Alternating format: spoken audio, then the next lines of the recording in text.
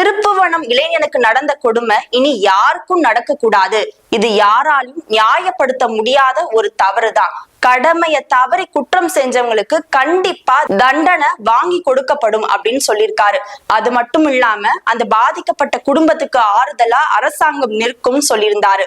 அதே மாதிரி அஜித்குமாருடைய அம்மாக்கு போன் பண்ணி, மா சாரிமா, நடக்க கூடாது நடந்துடுச்சு, என்ன வேணாலும் பண்ணி தர, தைரியமா இருங்க அப்படின்னு சொல்லியிருக்காரு.